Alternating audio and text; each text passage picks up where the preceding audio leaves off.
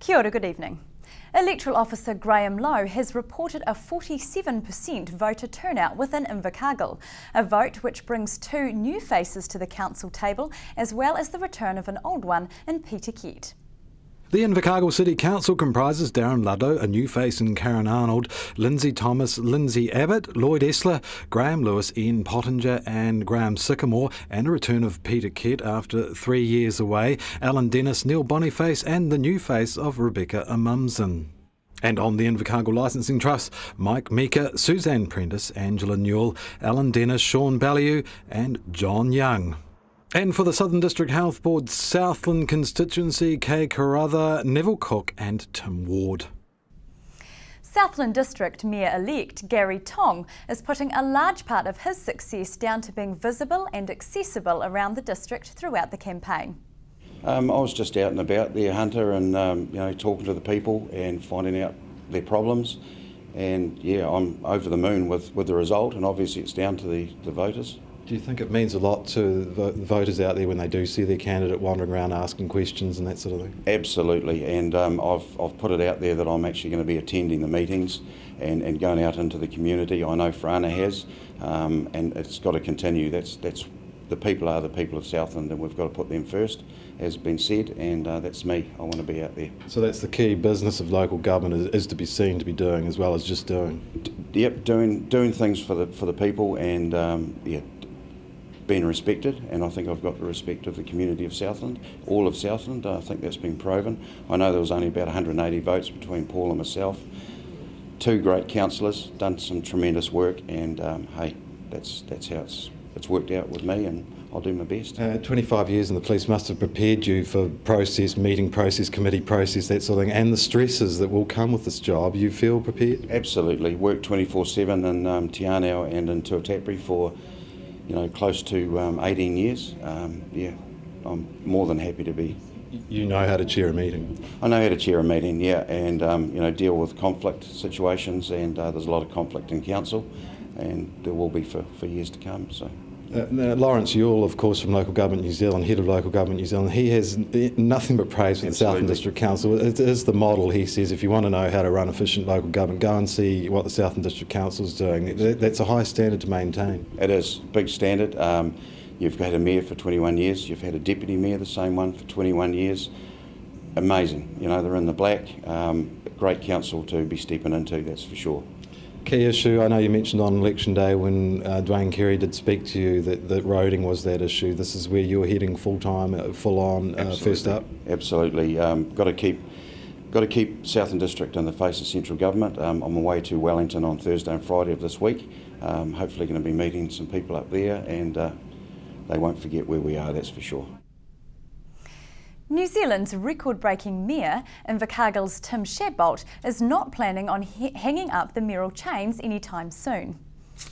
Mr Shadbolt has consistently polled around the 70% mark in recent elections, and the veteran campaigner sees no reason why he can't continue well into the future.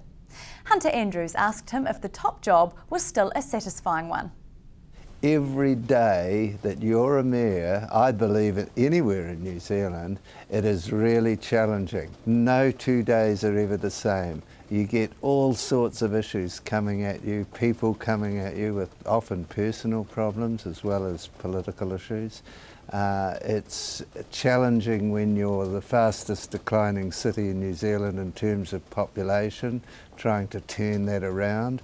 You get issues coming at you like the smelter or school closures or funding cuts to SIT or cuts to our neurological services in the region. So you're always fighting and campaigning on different issues.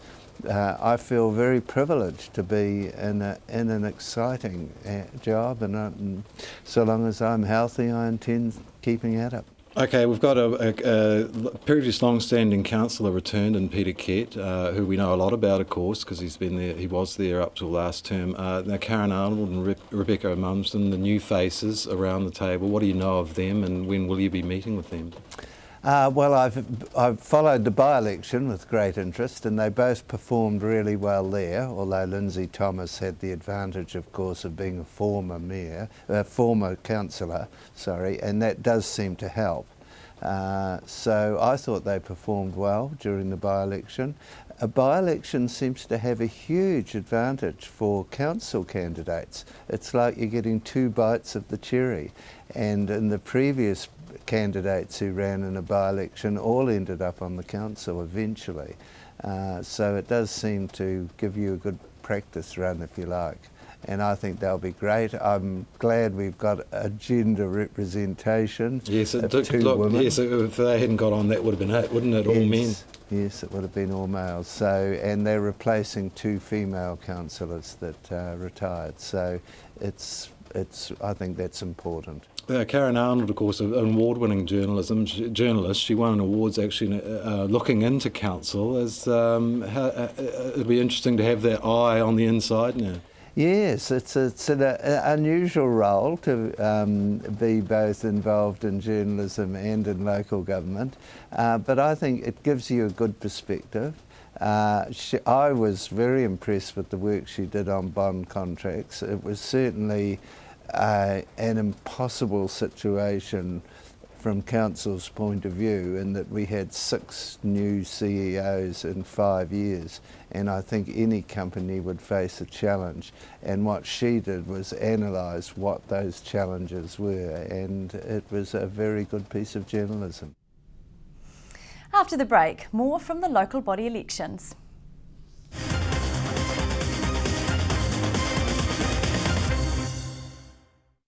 Welcome back. Karen Arnold and Rebecca Amundsen are both looking forward to the challenges that their election to the Invercargill City Council will bring. Hunter Andrews asked both women for their thoughts on being elected for the first time and what were the key issues causing voters most concern. Very strongly, people were asking about the inner city upgrade. What did I think about it? And people were also made a few comments about how it was time for a change. They wanted rid of some of the old farts, was said to me. That hasn't happened, but I think the results have sent a clear message to some who have been on council for several terms that the support's not just guaranteed and that you have to work for it. You've been a council watcher. You're an award-winning, if you like, council watcher, if you take it from that perspective of journalism. What's key for you now that you're on the inside? What are you looking at achieving? I think some of those core things that drove me to follow council in the start was to make sure that the decision-making processes are transparent but also informed, and I get really frustrated that decisions are made about committing money to things, but when you look at the process there's real robust information quite often lacking. So I really want to challenge the quality of the information that is going to council, and also I want to use some of my creative out of the square thinking to perhaps just reinvigorate the people around the council table.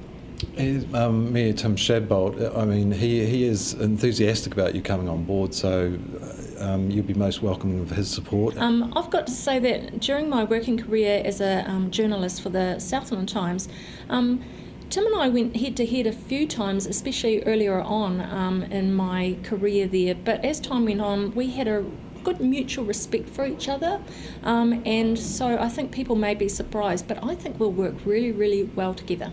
What's the first thing to be done for you? You're only one vote around that council table, yes. But do you think there will be movement or changes on imposition on the inner city upgrade and that sort of thing? It's just early days yet. We meet for the first time in a fortnight on October the 29th. I will be talking to the Mayor tomorrow afternoon, so I'm just interested in just getting a feel for what his thoughts are and what others are thinking. I know that Peter Kett has said that he'd like it put on hold for a while, and I know that the people of Invercargill don't want it to rush ahead. That's the upgrade, yeah. I was ever hopeful, but yeah, really glad with the result. And you, of course, what's first up for you? Getting over the happiness of being on council. What's first up? I guess lots to learn. I've been in governance roles before, so I know a bit about how the governance role works, but learning more about the council and how it works specifically, and trying to encourage people in the council, especially to get more involved with the community. was my big goal. What do you think of the makeup of the council? We had two women leave and 2 join, which is a good thing, isn't it? Definitely. Really pleased that there's women representation on the council. It could have worked out that there was none. I mean, there was only 3 candidates that were women, so really pleased with that. The big issue seems to have been the inner city upgrade. Were you hearing that as you were campaigning? Definitely. It was certainly high on people's priority lists. And where are you standing on that? Well, I agree with the community that the consultation hasn't been good enough, and I agree that the $12 million is way too much money to be spending, especially when we haven't really thought about what the future is going to hold for CBDs with the changes in technology, changes to the demographics, ageing population and all of those kinds of things. Now, as far as orientation goes as a new councillor, what is going to happen this week to get you fully briefed and get your ideas on what committees and that sort of thing you're interested in? Yeah, I'm meeting with Tim on Wednesday, and from what I've been told, that's where we get to talk about those kinds of things, and from there I'm not sure what happens next. Can we have a wee preference from you though? What would you like to be directly involved in? Definitely anything that involves being connected with the community, so I sort of wondered about maybe the Bluff Community Board would be quite an interesting one, I think. 3 long-standing directors found themselves centre stage at the weekend as their services to Southland's theatre community were acknowledged. Jonathan Tucker, Gussie Johnson and Owen Gerard were presented with Meritorious Service Awards at Repertory House on Sunday. Theatre New Zealand President Brian Aitken handed the certificates to the trio, who together clock up around 180 years in the business. Venture Southland's Jade Gillies says the 3 were surprised but very pleased to receive the awards. Theatre New Zealand recognises those involved in amateur theatre each year. Mr Tucker, Mrs Johnson and Mr Gerard were nominated by the Invercargill Repertory Society and were 3 of 6 nominees from around the country. The directors have also worked with theatre companies in Bluff and Stewart Island. Invercargill's Civic Theatre came alive over the weekend with the conclusion of the ILT National Young Performer Awards on Sunday. Performing Arts Association of New Zealand Executive Officer Nikki Cunningham says the show had an exceptional turnout with an audience of over 500 attending. The category winners were Duncan Armstrong for Modern Dance, Hareem O for the Instrumental, Rosanna Hewson for Drama and Sharana Regasami for Highland Dance.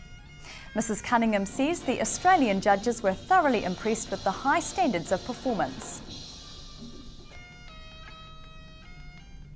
And each winner received a $5,000 tuition grant, with Modern Dance section winner Duncan Armstrong also receiving a summer scholarship to the Ministry of Dance in Melbourne.